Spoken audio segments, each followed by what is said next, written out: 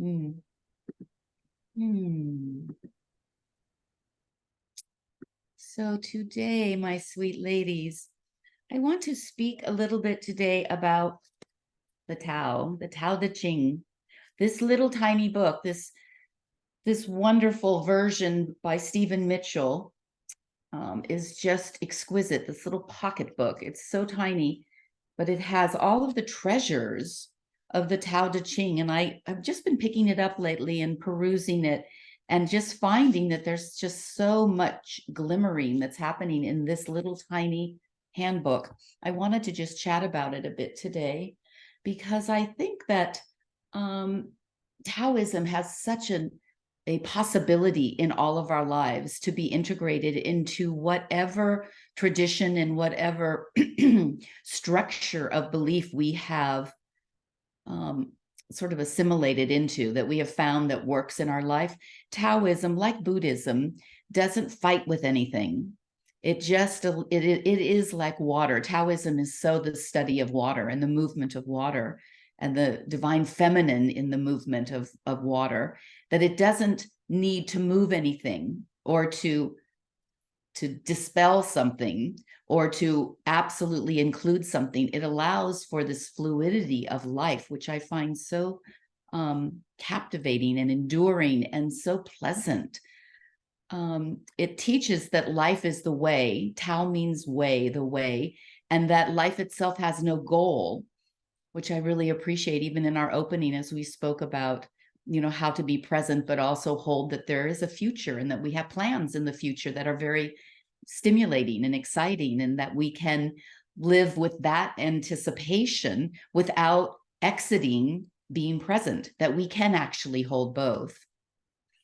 The word Tao, meaning the way and no goal, can be very challenging for some who feel that they need to have a definitive structure to buy into that gives a way of understanding the Tao, which means the way, but it gives us the looseness of that way being more of a meandering creek or path than that a straight line. It was very courageous of Lao Tzu, who is believed to be the author of the Tao Te Ching, 25 centuries or so ago, to have told people there is no goal and that you're not really going anywhere. That was not really a prevailing thought at the time. And I think we've spoken about this before, that Lao Tzu is not a proper name, actually. It's rather a nickname which expresses affection or honor, like an elder teacher. And it was true of many of the great leaders of his era that they were called Lao Tzu. So no one's exactly certain who this little book, this gem, came from, but there's so many stories around him that a persona has emerged from that we sort of attribute this to. It is considered, Taoism is considered both a philosophy and a religion, similar to Buddhism. And it teaches that all living creatures ought to live, should live, must attempt to live in a state of harmony with the universe and all energy around it. So before we even started talking about, how we are related, how man is related to the cosmos, which became a discussion later, this was an understanding of our inherent connection with the cosmos. And if we live under these laws of cause and effect, which are part of the cosmos that we can't exit from, although we try to, then we will live a life that is ideal for leaving a positive effect and impact on the world. So here was a study 25 centuries ago that talked about how we should be and can be in relationship with the universe in such a positive way that we are enhancing the relationship and the health and well-being of all the planet, all living creatures, all sentient beings. This is such a broad thinking philosophy. History reports that Lao Tzu wrote the main book, the Tao Te Ching, around 500 BCE, so before Christ, 500 years before Christ.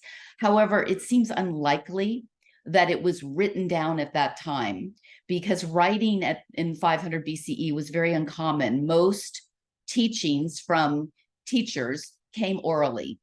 and they would be given from the teacher to the student, and then they would be carried from that student, would become a teacher and would take it on to his or her teacher, his or her students.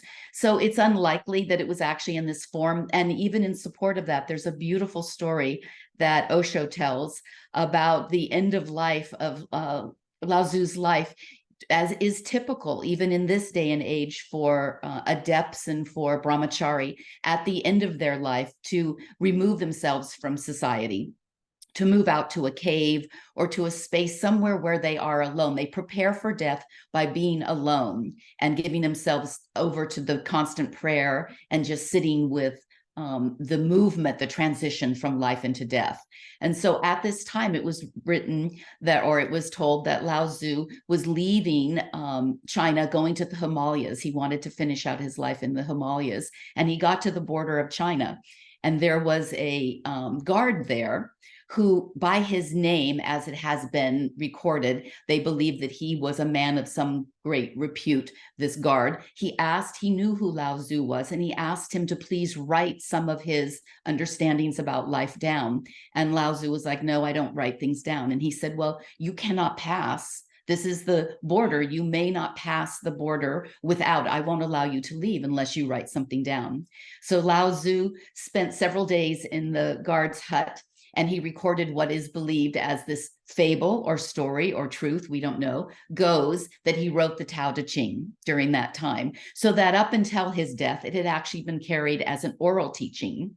And then at his death, it was actually written down. So we don't know, but we know that it has survived a really long time.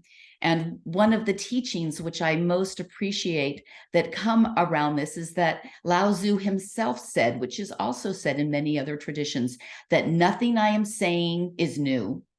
Everything that I'm sharing with you has already been shared again and again down through the centuries. He said that this is the same as what Krishna said before I am here. This is the same as what Buddha would say after Lao Tzu. Osho said these teachings have reoccurred. It's only that man attaches to these teachings a certain structure, and then that either includes certain people or it dissuades them from following because they don't like the structure of that belief system. But if you take it down to the core teaching that is coming from the essence of these teachings, that there's nothing new. There's nothing new. The structure might be different. The language might be different. The ways of being said might be different because it's coming from a different voice. The individualness, the uniqueness of each of these teachers, Christ and Mohammed and Krishna and Buddha, they all had their own unique way of taking their information and sharing it in their truth into the world. But truth, as is taught, is neither old nor new. Wherever truth is, it is eternal. Otherwise, it's not truth, or it's truth with a small t. It's true in this moment, but it doesn't have the endearing quality of truth into the eternal. So the Taoists believe in immortality, where the spirit of the body joins the universe after death. And some of the key attributes of Taoism include simplicity, patience, compassion, going with the flow. When nothing is done, nothing is left undone. One of the lines in Taoism, when nothing is done, nothing is left undone. Such a simplicity in the teachings, letting go. If you realize that all things change, there is nothing you need to hold on to. We know that. We all know that. We talk about that all the time. I can try to hold on to something, but there's very little chance that I'll be able to. Even something as concrete as a vase or a glass, the likelihood of it cracking and breaking at some point in your lifetime is quite large. The likelihood of us losing everything other than the few eternal truths is large. And yet we spend our lifetime trying to figure out how to hold on to things enough that it can make us feel safe, because we haven't learned how to feel safe in the relinquishing of that control, in the relinquishing of the need to have something stay with us.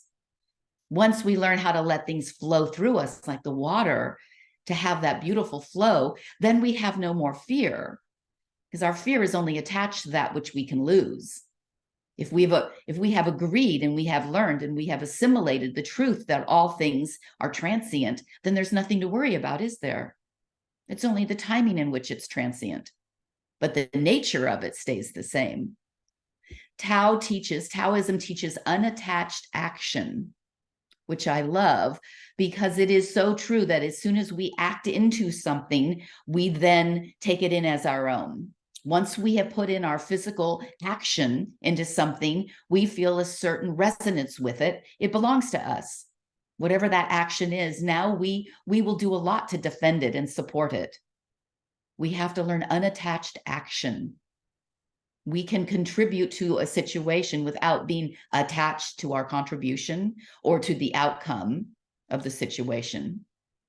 It's only through personal discipline and by releasing these desires that we can reach the true virtues that are taught in all of these different traditional religious and spiritual teachings. Personal discipline, it requires of us to practice this awareness. Simply reading it and knowing it and feeling that it is true does not then make it the practice of our life. The practice of our life is when we actually take it into our daily life and we look around and we notice when we are taking something that we really love and we're attaching to it in a way, or we behave in a way. Now that action that I have offered into the world becomes what I want to have as truth. Maybe it was truth in that moment and maybe it doesn't endure. Maybe it was never truth. The master cannot give you the truth. This is why the Tao is so valuable. It reminds us that nobody gives us the truth. They give us the way. Whether you follow a guru or you follow Christ or you follow whomever you follow as a teacher, that teacher doesn't teach you truth. That teacher teaches you a way to get into truth. The truth is already internally part of your knowingness. So when we look to a teacher and we buy into everything they say, they're giving a variety of paths so that you can get on the way. And then you discern which path works for you so that that truth resonates with what you know internally to be the natural essence of truth. So the teacher gives you the way to walk, you must walk it. So just as a fish lives in the ocean and is completely oblivious, we imagine, to the water because of the vastness of it, we live in a cosmos that is so vast and so large that it's hard for us to get our arms around it. It's hard for us to understand, but life is only possible if there are some fundamental laws holding it together, which we may or may not understand. Some of our spiritual laws are outside of our understanding, and yet they are truth because they hold the cosmos together. If we look at the immense order in existence, it's not a chaos. It's a cosmos. It has a harmony. It's only that we get down to the minute details, and when one of those looks awry, we think the whole thing is chaotic, but it's not.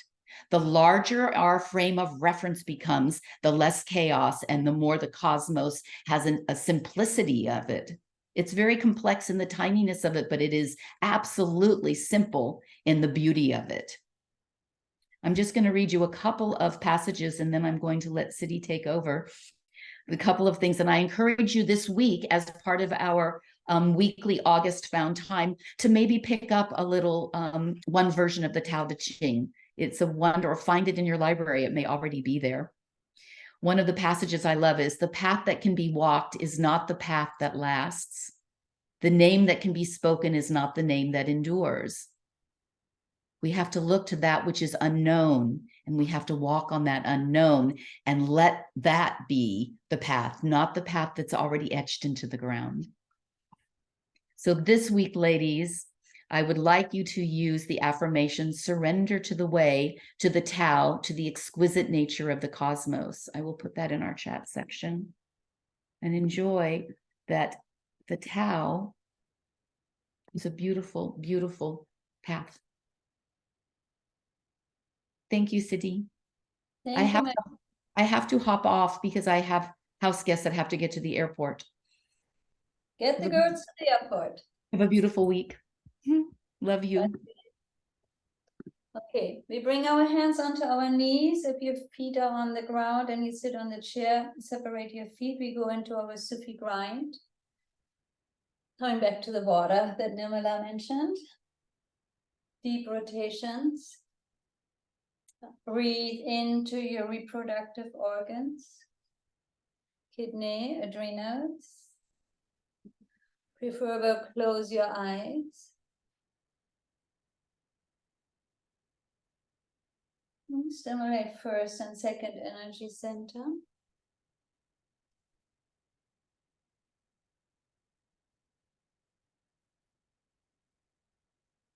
Listen to the sound of your breath. Tune into the movement. And really tune into where you're flowing and where you may be not flowing that much.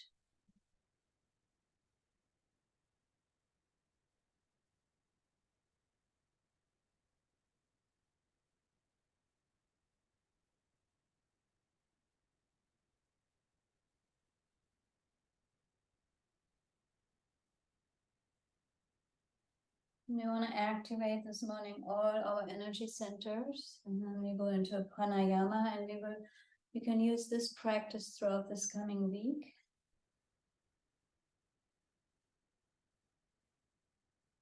The last minute into this direction. Rounding and arching. Breathing and feeling.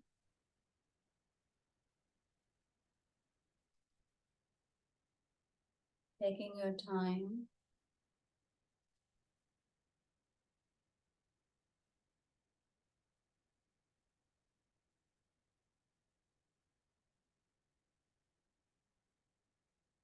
It's great to do like 2 minutes into one direction.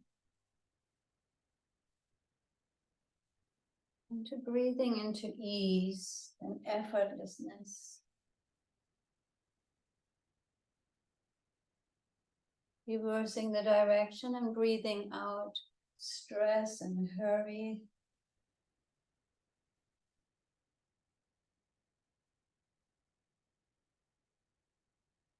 Imagine you're unloading right now.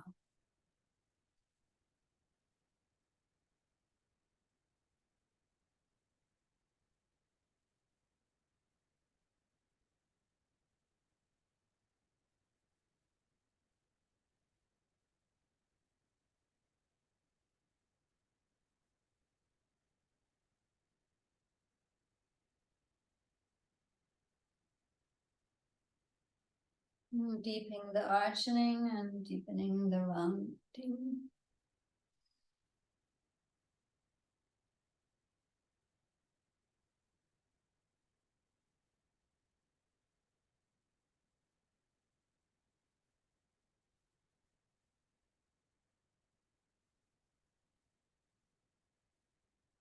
Slowly coming to center.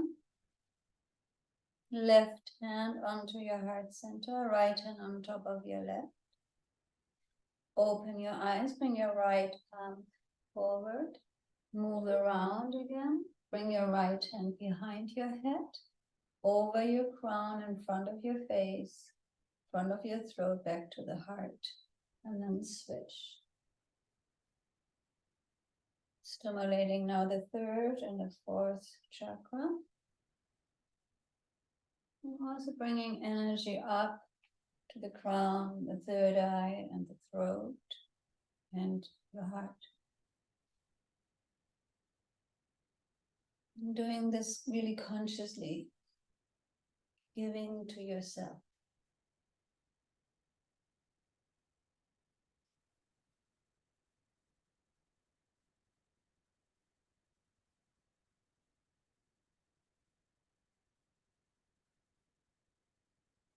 Feeding your heart with your feelings, your thoughts, your breath, and your movement every day of this week.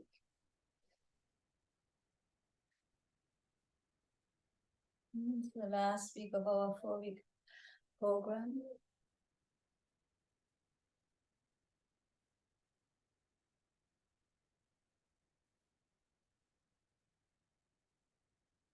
Even if I haven't done the last 3 weeks, you still can jump onto the wagon and do this week.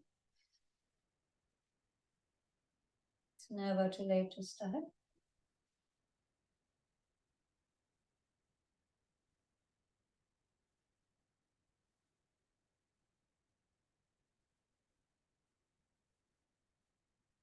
Last minute.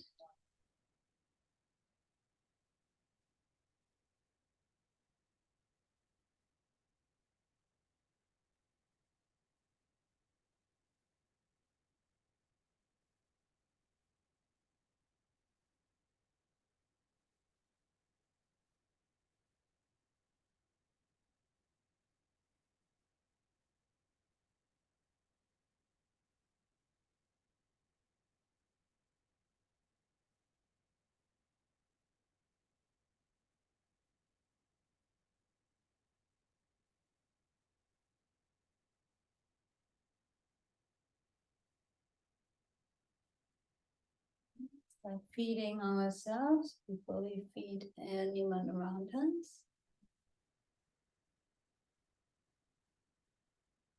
One more time with each arm.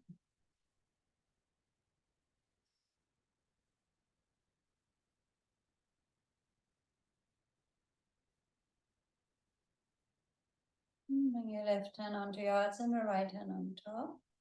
Take a moment, breathe into your hands. Exhale out of your spine. 2 more times.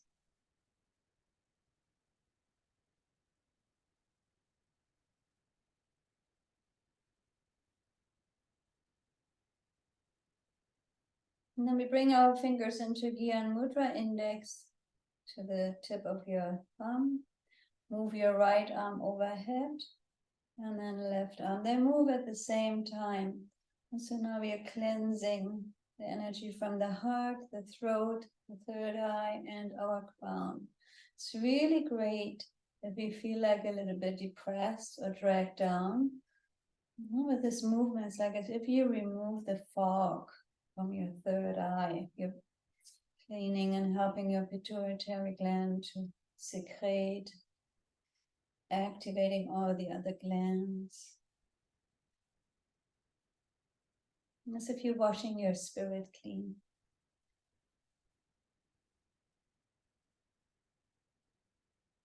Let's see what you want to take away out of your space.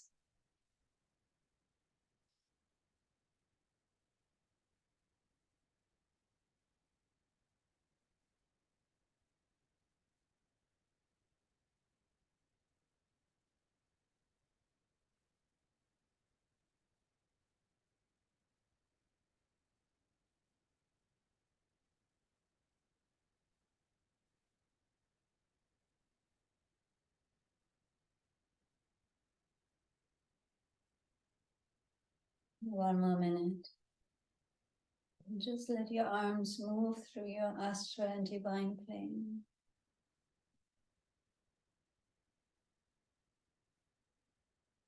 Cleansing and clearing.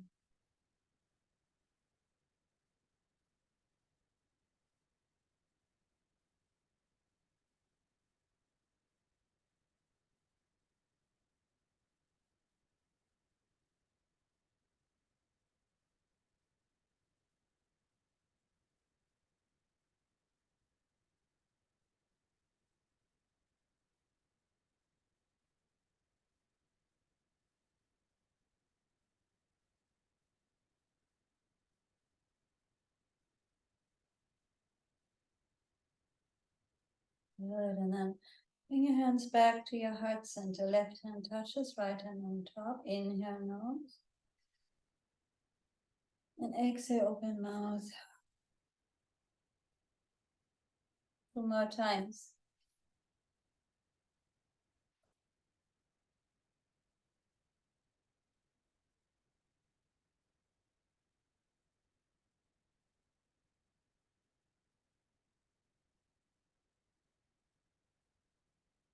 Interlace your fingers. Open your eyes. Bring your palms facing down. Hands go to the level of your solar plexus. Inhale, bring your hands back up to your throat. Inhale, exhale, inhale, exhale.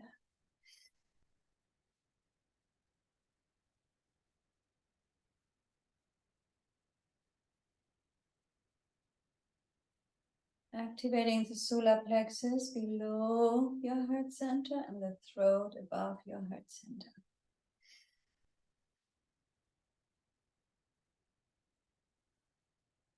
And straighten your spine.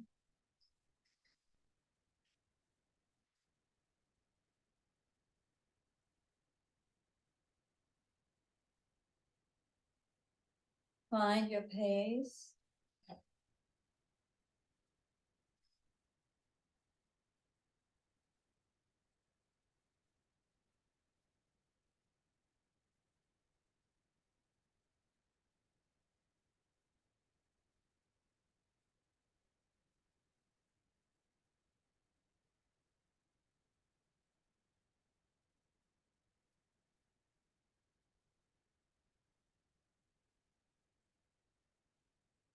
And then after the next time, just rest your left hand into your lap. Palm is facing up. Take your index finger of your right hand. Close your right nostril. Very gently. Inhale and count through your left nostril and count to 10.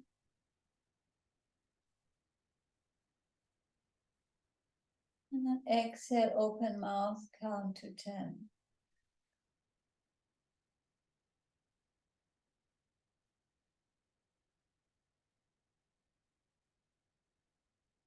Continue this breath pattern. Inhale through the left nostril, count to 10.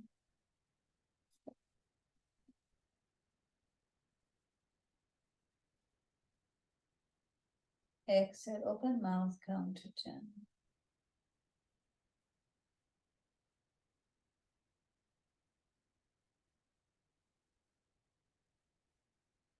Continue this pattern.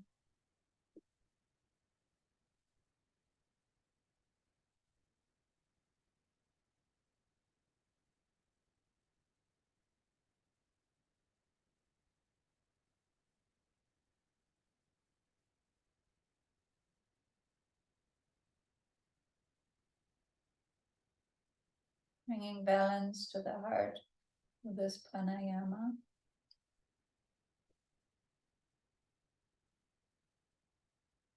A sense of calm and ease.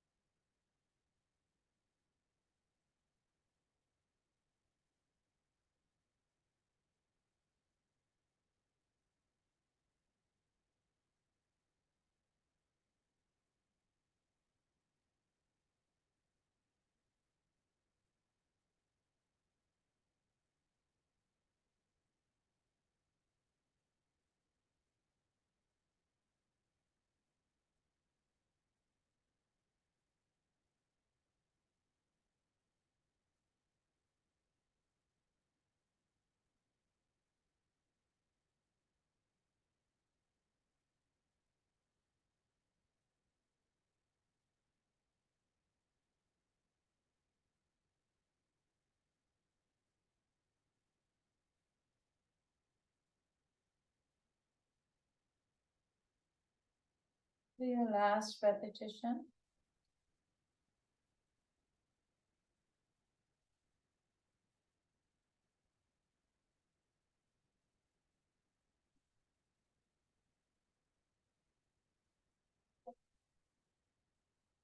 And just keep your left nostril breathing going, but stop the counting. Just in and exhale through your left nostril.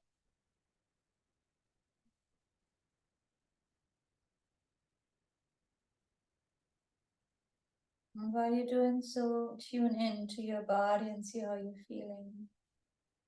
Just breathing and being. Breathing yourself actually into being.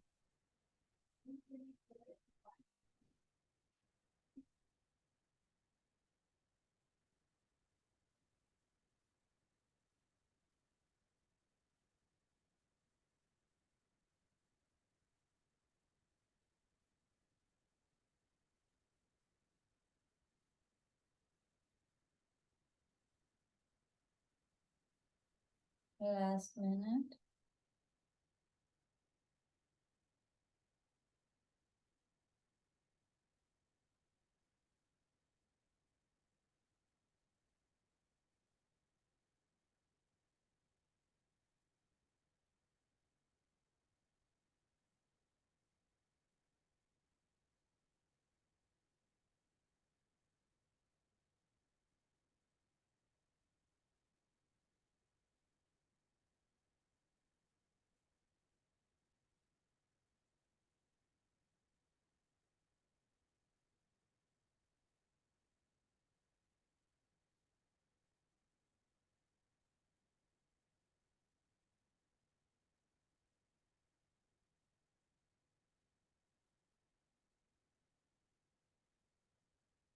After your next exhalation, keep your eyes closed. Rest your right hand on top of the left.